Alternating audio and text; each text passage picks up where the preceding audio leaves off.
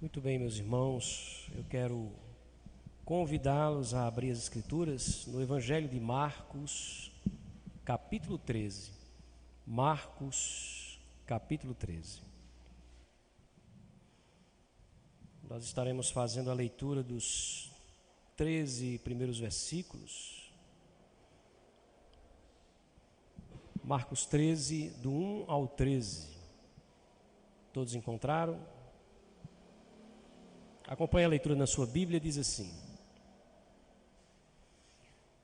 Ao sair Jesus do templo, disse-lhe um dos seus discípulos: Mestre, que pedras, que construções! Mas Jesus lhe disse: Vês estas grandes construções? Não ficará pedra sobre pedra que não seja derribada. No Monte das Oliveiras, defronte do templo, achava-se Jesus assentado, quando Pedro, Tiago, João e André lhe perguntaram em particular: Dize-nos quando sucederão essas coisas, e que sinal haverá quando todas elas estiverem para cumprir-se? Então Jesus passou a dizer-lhes: Vede que ninguém vos engane. Muitos virão em meu nome dizendo: Sou eu, e enganarão a muitos. Quando, porém, ouvirdes falar de guerras e rumores de guerras, não vos assusteis. É necessário assim acontecer, mas ainda não é o fim. Porque se levantará nação contra nação e reino contra reino. Haverá terremotos em vários lugares e também fomes. Estas coisas são o princípio das dores. Estai vós de sobreaviso, porque vos entregarão aos tribunais e às sinagogas, sereis açoitados, vos farão comparecer à presença de governadores e reis por minha causa, para lhes servir de testemunho. Mas é necessário que primeiro o evangelho seja pregado a todas as nações. Quando, pois, vos levarem e vos entregarem, não vos preocupeis com o que haveis de dizer, mas o que vos for concedido naquela hora, isso falai, porque não sois vós o que falais, mas o Espírito Santo. Um irmão entregará à morte outro irmão, e o pai entregará ao filho. Filhos haverá que se levantarão contra os seus progenitores e os matarão. Sereis odiados de todos por causa do meu nome. Aquele, porém, que perseverar até o fim, esse será salvo. Amém. O prenúncio do fim nas palavras de Cristo. Esse é o tema dessa nossa minissérie, exatamente nesse capítulo 13 do Evangelho de Marcos. Essa minissérie que nós iniciamos há 2 domingos atrás, e não pudemos dar sequência domingo passado, né, em razão da enfermidade, mas hoje vamos dar seguimento àquilo que nós iniciamos no domingo anterior. Veja, na nossa primeira devocional, como eu disse, há 2 domingos atrás, nós vimos Jesus profetizando a respeito da destruição do templo dos judeus na cidade de Jerusalém. Está aí nos versículos 1 e 2. Vejamos novamente o que ele diz. Ao sair Jesus do templo, Jesus estava saindo do templo com os seus discípulos, essa era a última semana de vida dele em Jerusalém. Disse então um dos seus discípulos: Mestre, que pedras, que construções. Por que esse discípulo está dizendo isso? Porque instantes antes, Jesus havia tido o maior dos embates com os mestres da lei, com os fariseus e com os religiosos do seu tempo. O pior de todos os momentos entre Jesus e esses líderes judaicos, não é? E no momento em que Jesus está discutindo com eles, há um momento em que Jesus diz: olha, essa casa vai ficar deserta, isso aqui vai ficar tudo vazio, se referindo ao templo.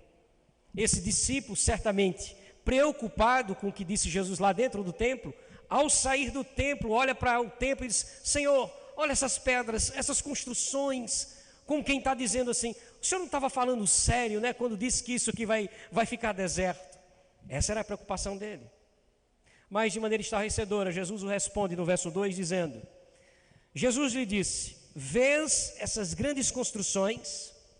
Não ficará pedra sobre pedra que não seja derribada.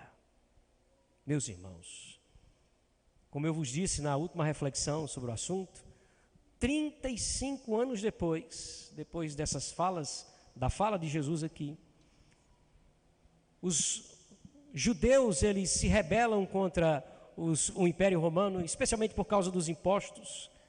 E aí o Império Romano se coloca contra os judeus e tenta tirá-los, tenta findar essa rebelião dos judeus em Jerusalém.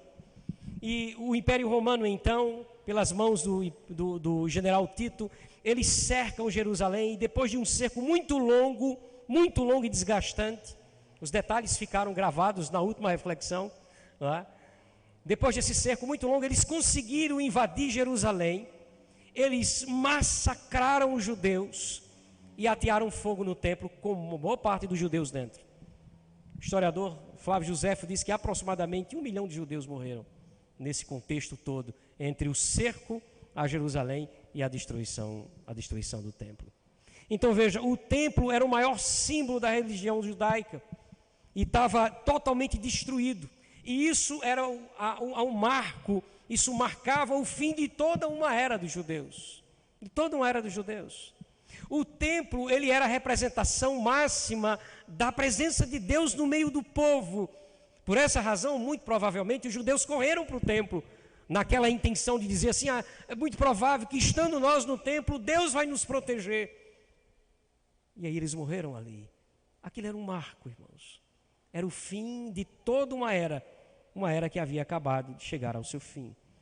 Mas segundo Jesus Cristo, no capítulo 12, do mesmo Evangelho de Marcos, nos versículos 1 a 12, na parábola dos lavradores maus, Jesus disse naquela parábola, eu vou ter que lê-la novamente com vocês, que isso estava acontecendo, ou isso iria acontecer, no contexto de Jesus, apontando para frente, 35 anos depois, isso iria acontecer como uma punição de Deus àquela geração.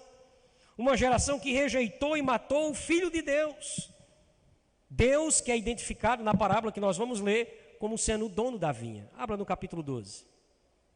Versículos, a partir do verso 1. Diz assim, acompanha a leitura. Depois entrou Jesus a falar-lhes por parábola. Um homem plantou uma vinha, essa vinha é Israel. Cercou-a com uma sebe, construiu um lagar, edificou uma torre, arrendou-a a uns lavradores, aqui os líderes judaicos, e ausentou-se do país. No tempo da colheita enviou um servo, uma referência a um profeta, aos lavradores para que recebessem deles dos frutos da vinha, a parte do dono da vinha. Eles, porém, o agarraram, espancaram e o despacharam vazio. De novo lhes enviou outro servo, outro profeta, e eles os esbordoaram a cabeça e o insultaram. Ainda outro servo lhes mandou, e esse servo eles chegaram a matá-lo. Muitos outros lhe enviou, dos quais espancaram uns e mataram outros. Isso é Jesus falando de Israel, dos profetas que Deus havia enviado ao povo dele e o povo que rejeitava esses profetas. Verso 6. Restava-lhe ainda um servo amado, o seu filho amado, perdoe-me, uma referência a Cristo. A este lhes enviou por fim dizendo, respeitarão pelo menos o meu filho. Mas os tais lavradores disseram entre si, esse é o herdeiro, ora, vamos, matemo-lo e a herança será nossa. O agarraram, o mataram e o atiraram para fora da vinha. Olha a pergunta que Jesus faz no verso 9. Que fará, pois, o dono da vinha? O que Deus fará, em outras palavras, pelo que vocês fizeram ao filho dele? Virá, olha a palavra que ele usa, exterminará aqueles lavradores e passará a vinha a outros. Essa foi uma punição de Deus. O que aconteceu em Jerusalém e o que aconteceu ao templo. É difícil a gente às vezes ouvir isso, né? Uma punição de Deus pelo desprezo e pela morte do filho do dono da vinha. No caso aqui, o próprio Cristo. Depois de todo esse diálogo, ou seja, depois não somente da parábola contada por Jesus aqui no capítulo 12, no contexto dessa sua última semana, depois de ter dito que o templo ficaria vazio e para piorar a situação, depois de ter dito que não ficaria pedra sobre pedra naquele templo, Jesus é procurado então por 4 discípulos seus em particular. Ele sobe ao Monte das Oliveiras e ali, de frente ao templo, 4 discípulos se aproximam dele para fazer algumas perguntas. Eles estão perturbados com essas falas de Jesus. Não é por menos, né? Veja o que é que diz os versículos 3 e 4 do capítulo 13. No Monte das Oliveiras, defronte do templo, achava-se Jesus assentado, quando Pedro, Tiago, João e André lhe perguntaram em particular: dize-nos quando sucederão estas coisas. Que coisas? As coisas que Jesus havia acabado de falar. Não vai ficar pedra sobre pedra, o dono da vinha virá e vai exterminar esses lavradores maus. Diz-nos quando sucederão essas coisas. E aí ele continua: e que sinal haverá quando todas elas estiverem para se cumprir? Quando vai acontecer isso? E que sinal Deus vai dar de que essas coisas estão prestes a serem cumpridas? A resposta de Jesus é que ele passa a profetizar sobre dois eventos que estão, e preste bastante atenção nisso, para que você entenda o cerne aqui das palavras de Jesus Cristo. Jesus começa a profetizar sobre dois eventos que ocorrerão e que estão interligados. O primeiro deles, como eu já vos disse, a própria destruição do templo 35 anos depois. Foi o primeiro evento que foi profetizado por Jesus aqui. O segundo evento que está ligado a esse é a própria segunda vinda de Cristo, evento que nós estamos ainda esperando. Olha que coisa dramática. O primeiro aconteceu, e é a certeza de que o segundo acontecerá também. E nós estamos esperando isso ainda acontecer. Jesus chamou essa destruição do templo, essa destruição em Jerusalém, quando Jesus falou dela, ele chamou de princípio de quê? Princípio das dores. Do que ele está falando? Ele está fazendo uma comparação com as contrações de uma mulher que está prestes para dar à luz. Ele está dizendo que o mundo, a partir desse momento, se torna como uma mulher grávida, que está sentindo dores de parto, pronta para dar à luz. E ele diz que o que acontecerá no templo é apenas o começo dessas contrações. Então veja, como aquilo que aconteceu ao templo em Jerusalém seria apenas o princípio dessas dores, outras contrações virão. E é sobre isso que eu quero falar com vocês, dando sequência à nossa minissérie. As contrações esperadas é o subtítulo da nossa devocional. Só a título de orientação, nós temos um título fixo, inicial, o princípio do fim nas palavras de Cristo, não é isso? O princípio do fim nas palavras de Cristo, é isso mesmo? O prenúncio do fim, perdoe-me, nas palavras de Cristo, é o título central da minissérie, e a cada devocional nossa, dentro desse capítulo 13, recebe um subtítulo, e o dessa noite, as contrações esperadas. Iniciamos esse subtítulo hoje, querendo encerrá-lo apenas no próximo domingo. Vamos orar? Pedir a Deus que nos oriente. Nós temos instruções aqui muito preciosas para nós, a respeito dos acontecimentos que vamos ter que esperar para entender os sinais da volta de Cristo Jesus. Vamos pedir a Deus que nos dê sabedoria para tratar de um tema tão melindroso, mas tão precioso para nós. Deus amado, nos faz levar a sério tudo isso, Pai. É a Tua palavra, são Tuas profecias. Nos faz entender que são palavras e profecias de um Deus que cumprirá tudo isso. Faz-nos aprender a partir da Tua palavra santa, Deus, e que Teu Espírito fale ao nosso coração. Pois é em nome de Jesus que nós pedimos isso. Amém. Veja, o primeiro sinal, ou a primeira contração citada por Jesus aqui no texto, é o engano religioso. Lembrando mais uma vez, não é? Por questão didática mesmo, a derrubada do templo, a queda do templo é o primeiro sinal. E está ligado ao outro evento que é a segunda vinda de Cristo. Então, entre o primeiro momento, a primeira profecia, o primeiro evento e o segundo evento, algumas contrações são citadas por Jesus. Algumas coisas vão acontecer nesse mundo que são sinais de que o Filho está para chegar. O primeiro sinal dado por Jesus aqui é o engano religioso. Versículo 5, olha o que ele diz. Então Jesus passou a lhe dizer, lembrando que eles perguntaram exatamente: Senhor, quando vão acontecer essas coisas? Verso 5, então Jesus lhes disse: vede que ninguém vos enganem. O que é que Jesus está dizendo? Vocês precisam ter cuidado para não serem enganados. Mas enganados por quem, Jesus? Verso 6. Muitos virão em meu nome, dizendo: sou eu, e enganarão a muitos. Veja, muitos virão e enganarão a muitos. Jesus estava falando de maneira literal, irmãos, de pessoas que iriam surgir dizendo ser o próprio Cristo. Vão surgir durante todo esse período entre a destruição do templo, o primeiro evento profetizado, e a segunda vinda de Cristo, muitos vão surgir para enganar. E alguns chegarão a dizer assim: sou eu sou o Cristo. Veja só, quase 30 surgiram somente do século XIX até aqui. Quase 30, dos mais formais, daqueles que conseguiram arrebanhar muita gente e causar um grande alvoroço ou chamar a atenção midiática ou coisa do tipo. Quase 30 do século XIX até aqui, fora aqueles que passaram despercebidos. Mas Jesus já havia falado, mais à frente, aliás, ele vai acrescentar alguma coisa sobre esse assunto, e eu queria que você passasse uma página aí comigo e desse uma olhada nos versículos 21 e 22. Ele volta a falar disso, ele volta a falar, você está sem som aqui. Luiz, chegou.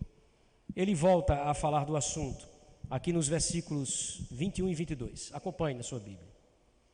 Então, se alguém vos disser, eis aqui o Cristo, ou ele ali, o que é que ele diz? Não acreditem. Por que, Jesus? Verso 22.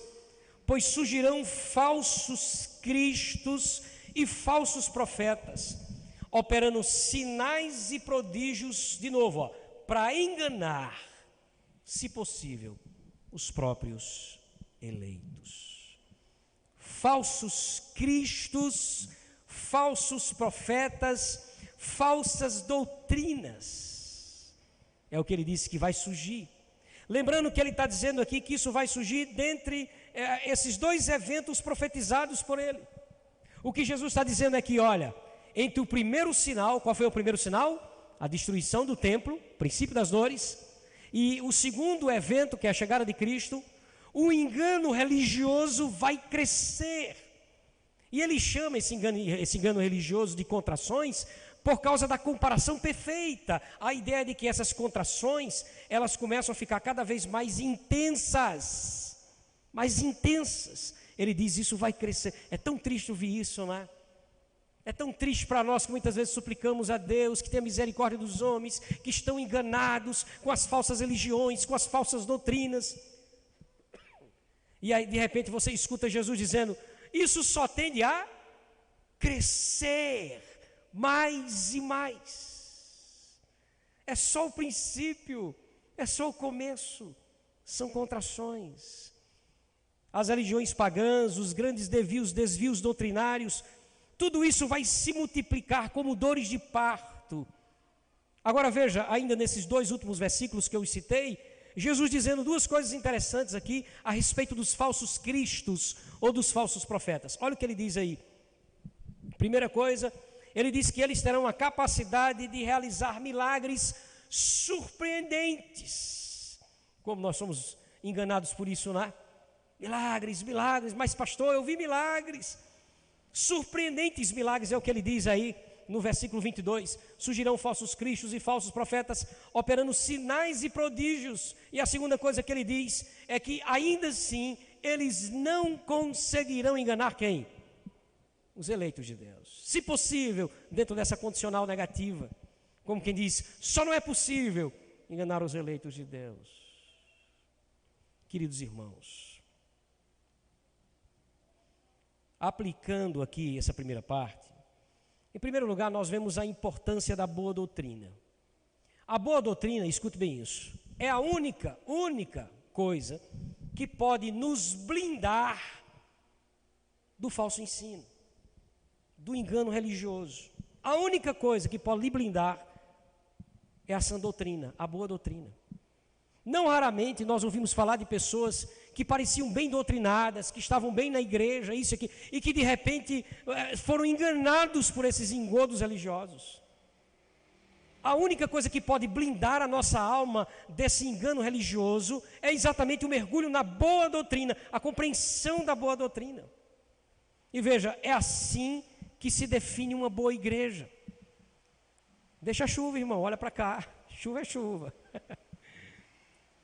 É assim que se define uma boa igreja. Uma boa igreja não se define pelo tamanho do seu templo. Uma boa igreja não se define pelo número dos seus membros. Uma boa igreja se define pela a boa doutrina, que é a única coisa que pode nos blindar do falso ensino. Que coisa! E agora, sabendo que Jesus está dizendo que essas coisas vão se multiplicar, novidades e novidades e novidades a respeito de ensinos enganosos. Que Deus nos ajude a sermos uma igreja de boa doutrina sempre. Segunda coisa que a gente aprende com a aplicação dessa primeira parte é a ilusão do extraordinário. Milagres e curas não são sinais da aprovação divina. Não são sinais. Mas pastor, só pode vir de Deus aquilo ali. Aquele homem ou aquela mulher só podem estar falando em nome de Deus, porque afinal de contas, há muitos milagres naquela igreja, há muitos sinais na televisão, na internet. Não é possível. É possível, meu irmão. Isso é Jesus dizendo, ó, eles surgirão e farão prodígios, sinais e prodígios. Não se engane. O que você precisa julgar não é o que você vê. O que você precisa julgar é o que você escuta. Isso só é possível com boa doutrina. Só é possível com boa doutrina.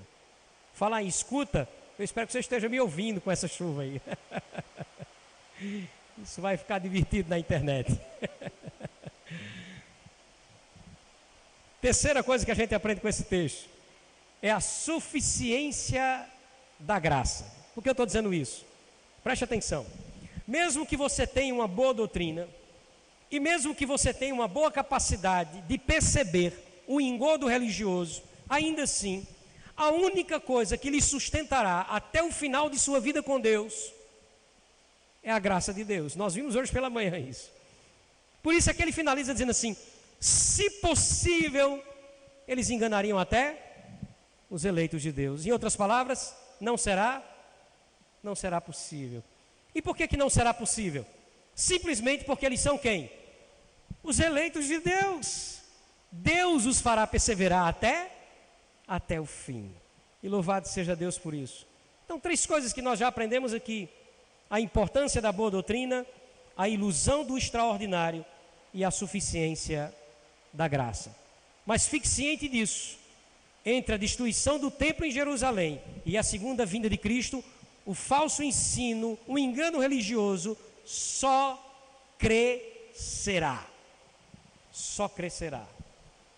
Segunda coisa dita por Jesus como uma contrição, como uma dor de parto, são as guerras e os conflitos, narrados por Jesus aí nos versículos 7 e 8. Contração, né? Olha o que aqui diz o versículo 7 e o versículo 8 do capítulo 13. Quando, porém, ouvirdes falar de guerras e rumores de guerras, não vos assusteis. É necessário isso acontecer. Mas aí ele traz um recado no final. Qual é o recado? Mas ainda não é o fim. Porque se levantará nação contra nação e reino contra reino. Meus irmãos, ao longo de toda a história, é contado 13 anos de guerra para um ano de paz no mundo. Olha que coisa. 13 anos de guerra para um ano de paz. Mais da metade dos cientistas do mundo inteiro, hoje, trabalham em construções de armas de destruição. Mais da metade dos cientistas do mundo inteiro. Essas 2 últimas grandes guerras do século passado, juntas, mataram mais de 100 milhões de pessoas. São números absurdos. São números absurdos. Hoje, na atualidade, nós estamos vivendo 5 guerras ativas. 5. Mas a previsão é que até o final do ano, mais 5 surjam no mundo. É um absurdo isso, né? Guerras e guerras e guerras. Mas veja o que Jesus disse no versículo 7, irmãos. Temos algumas instruções aí no versículo 7. Ele diz o seguinte: quando, porém, ouvirdes falar de guerras e rumores de guerras, não vos assusteis, é necessário assim acontecer, mas ainda não é o fim. Primeira coisa, Jesus diz: olha, não fique assustado. E aí ele explica que essas coisas são como sinais da segunda vinda de Cristo. É necessário isso acontecer. É necessário acontecer essas guerras, porque elas são contrações dessa mulher grávida. São sinais da volta de Cristo, ele está dizendo aqui. São avisos do retorno do Senhor. E antes que você fique assustado, achando que o mundo se acabou com isso, ou que o mundo será destruído com esses conflitos internacionais, que a gente às vezes fica, não é? Começa uma guerra como essa, começam a tocar em países que têm armas nucleares ou coisa do tipo. Não raramente eu escuto isso. De dizer assim, pastor, eu acho que o mundo vai acabar desse jeito, viu? Porque esses homens têm bombas e instrumentos de morte aí que podem dizimar toda a humanidade. Mas como foi que Jesus terminou o versículo 7? Mas ainda não é o fim. É como quem diz, olha, mas o mundo não será dizimado dessa maneira. As coisas não vão acabar assim. Nós precisamos entender exatamente isso. E a aplicação que a gente faz nesse ponto é que hoje nós vemos guerras e rumores de guerras. E é claro que é necessário que nós, como cristãos, supliquemos a Deus que Deus traga paz às nações. Essa é a nossa missão, a nossa função. Mas a gente não pode ignorar que essas guerras são sinais de Deus. São manifestações, e escute para você entender e lembrar, são manifestações da justiça e da ira do dono da vinha. Lembra? Da justiça e da ira do dono da vinha. Não dá para a gente ignorar isso. Entretanto, esse mundo não vai acabar por meio dessas guerras. Deus vai destruir esse mundo na volta de Cristo Jesus. Quando vocês ouvirem falar de guerras e rumores de guerras, não os assusteis. É necessário que isso aconteça. Isso é um sinal da minha vinda. Mas escute, não é o fim. Como quem diz, o fim não será assim. A Deus está reservado. Quem exterminará tudo isso, não é? É o próprio Deus, o dono da vinha, na volta de Cristo Jesus. O terceiro sinal, a terceira contração citada por Jesus, agora sim mais calmo e mais brando, sem chuva. A terceira contração são as catástrofes que são citadas aí no versículo 8, a partir da parte B do verso 8, diz assim, metade do verso para frente. Haverá terremotos em vários lugares e também fomes. Estas coisas são o princípio das dores. 10 anos depois das palavras de Jesus aqui, 10 anos depois, o vulcão Vesúvio entra em erupção e ceifa a vida de 20.000 pessoas. Aí você diz, poxa, pastor, que coisa. Não é nada perto do que aconteceu em 2004 com o tsunami, 230.000 pessoas. O que parece pouco quando nós olhamos para 2010, o terremoto no Haiti, 315.000 pessoas. Deus amado, irmãos. Em Romanos, capítulo 8, verso 22, o apóstolo Paulo diz que a natureza está, olha que coisa, gemendo, como que sofrendo, esperando, uma grande expectativa pela volta de Cristo, para que ela seja então liberta dos homens. Enquanto isso não acontece, Deus usa a própria natureza para punir a humanidade, como demonstração da ira e da justiça do dono da vinha. Terremotos, maremotos, furacões, tempestades, secas, mudanças climáticas. Tudo isso são apenas contrações de um mundo que está para dar à luz, de um Jesus que vai voltar. Só no século passado houve mais terremotos do que em toda a história da humanidade. Só no século passado. Tantas guerras e catástrofes naturais que tem um grande potencial de promover a fome. Por isso ele cita a fome também aqui no contexto. Haverá fome. E eu trouxe alguns terríveis dados. Eu preferi nem dar, mas eu preciso fazer isso aqui. Mas eu fiquei estarrecido ao ver isso. Nesse momento, 800 milhões de pessoas estão com fome. 800 milhões de pessoas. A cada 4 segundos, morre um adulto de fome. Dá para a gente imaginar isso, né? 1, 2, 3, 4. A cada 10 segundos morre uma criança com fome. Por dia, 24 mil pessoas morrem de fome. E sabe o que é mais triste? É o dado que eu vou trazer agora. O que está sendo gasto com as 5 guerras atuais, especialmente com 3 dessas guerras, seria suficiente, olha que coisa estarrecedora, para suprir a fome do mundo. E os homens estão gastando com o quê? Com a guerra, com outro sinal, com a outra contração. Eu olhei isso e fiquei, meu Deus, como Deus vai ter elementos para julgar esse mundo. Que coisa terrível, irmãos. Mas note que no final do versículo 8, Jesus mais uma vez diz: estas coisas são o princípio das dores. Como assim? São como contrações. Ou seja, a tendência, ainda que sejam coisas assim, pastor, isso é estarrecedor, isso fere o coração da gente, que coisa triste ouvir isso. É verdade, tudo isso, mas são como contrações. A tendência, infelizmente, meu irmão, infelizmente, a tendência é que essas coisas se intensifiquem cada vez mais até a chegada de Cristo Jesus. Se intensifique cada vez mais. Se você fica chocado com esses dados, se prepare, porque haverão dados que vão chocar ainda mais na frente, porque essas coisas vão se intensificar.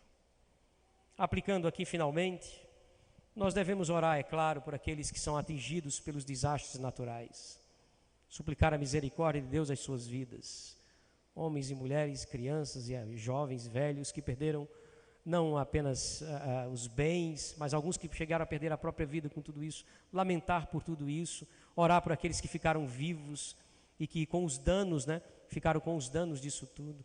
Nós precisamos auxiliar aqueles que são necessitados como cristãos que somos, tudo isso é verdade, mas sem ignorar que todas essas coisas são avisos. Avisos. Enquanto eu revisava essa reflexão, eu me lembrava muito do texto de Romanos. A ira de Deus se revela do céu contra toda impiedade dos homens. Jesus, o filho do dono da vinha, está voltando. E a cada falsa religião que surge, cada guerra que se inicia, cada novo desastre natural, tudo isso é uma trombeta, tudo isso é um aviso, tudo isso é uma contração. É uma contração. Precisamos nos preparar para a sua chegada, priorizando o nosso relacionamento com o Senhor a cada dia, porque quando Ele chegar, ninguém vai poder dizer: eu não sabia. Eu não sabia. Que Deus tenha misericórdia de nós, irmãos. Que Deus tenha misericórdia de nós. Eu encerro lembrando que muitas vezes nós somos levados, obviamente, pelo otimismo e pela confiança no Senhor, mas sem uma compreensão melhor das Escrituras, a achar que esse mundo tem chance sim de melhorar. Não é? Esse mundo tem chance, pastor. Os homens não são tão maus. Há uma chance sim desse mundo ainda dar uma virada, dar uma guinada.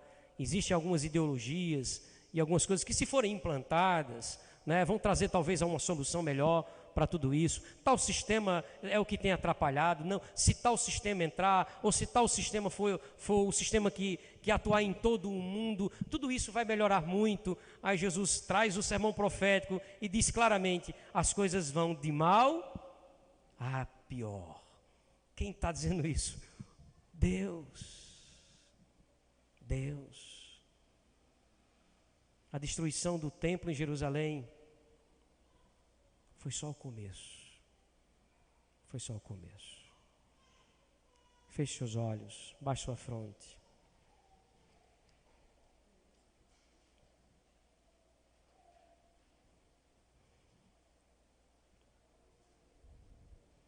Se você já foi alcançado pela misericórdia de Deus, se você sabe que já foi regenerado pelo Senhor, agradeça a Deus por sua graça. Veja entre os seus familiares descrentes que não sabem disso que você está sabendo agora.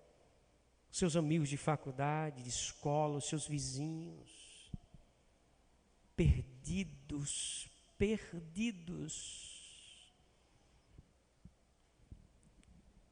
Se isso não vai acontecer com você, é porque Deus foi misericordioso com sua vida.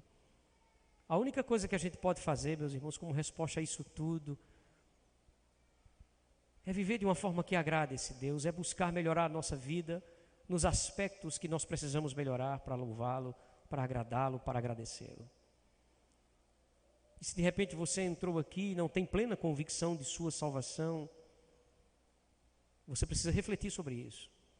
Os sinais estão sendo dados e continuarão sendo dados.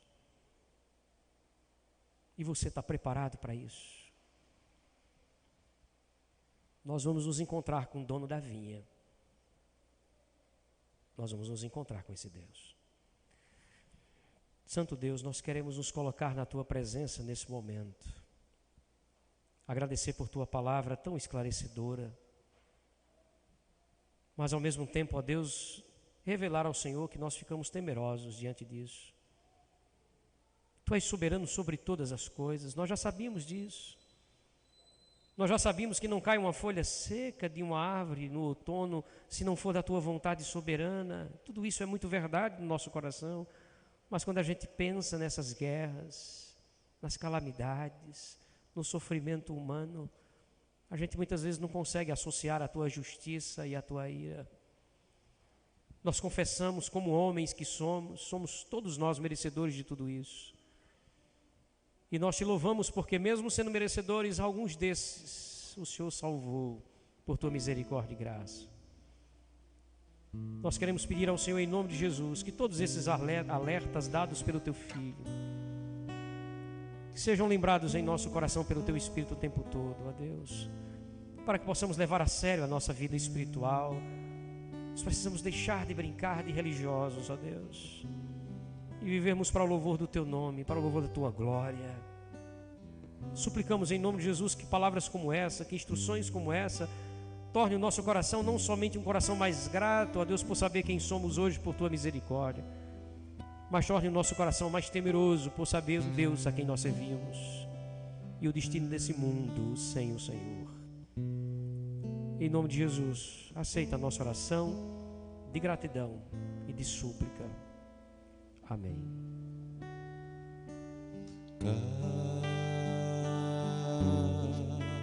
Cada instante contigo, Senhor, que passo aos Teus pés, eu sou mais feliz.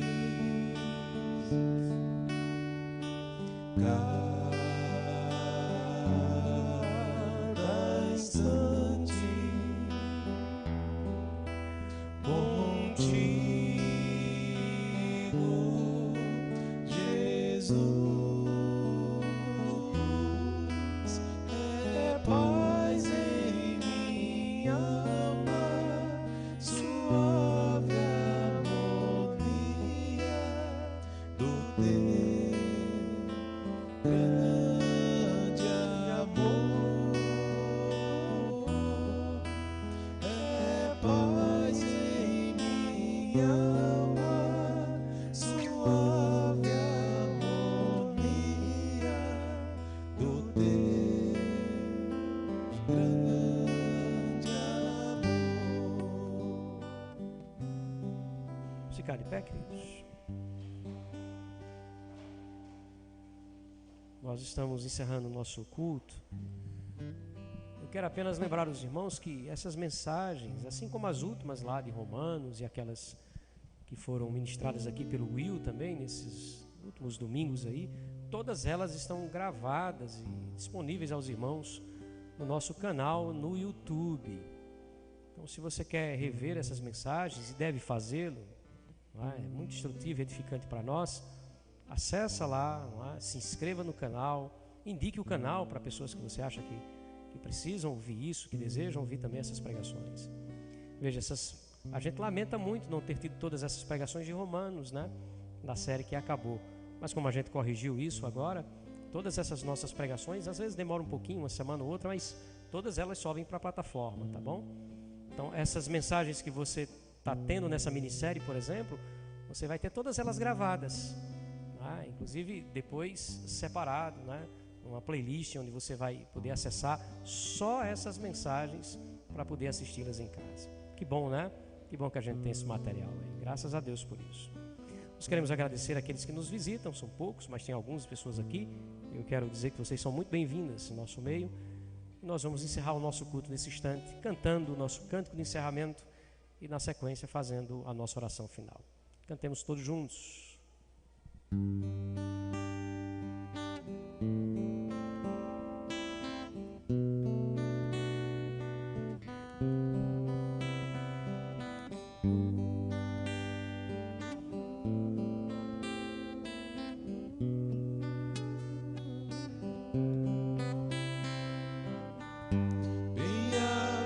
Bem-aventurados aqueles que habitam em tua casa,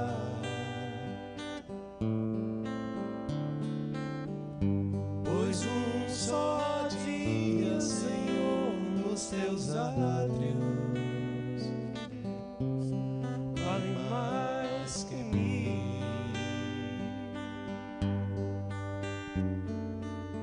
O pardal encontrou casa, andorinha, ninho para si.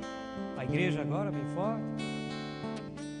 Eu encontrei teus altares, Senhor, Rei meu e Deus meu. Eu encontrei teus altares, Senhor, Rei meu e Deus meu. Vamos orar? Feche seus olhos. Senhor, que coisa boa poder subir a esse lugar para te adorar, mesmo com a chuva, ainda mais com a chuva. Nós louvamos o teu nome, Senhor, por estarmos aqui. Isso é a prova de que o Senhor tem cuidado de nós, mantido a nossa confiança, o nosso desejo de servir ao Senhor com perseverança. Nós te amamos por isso, Pai.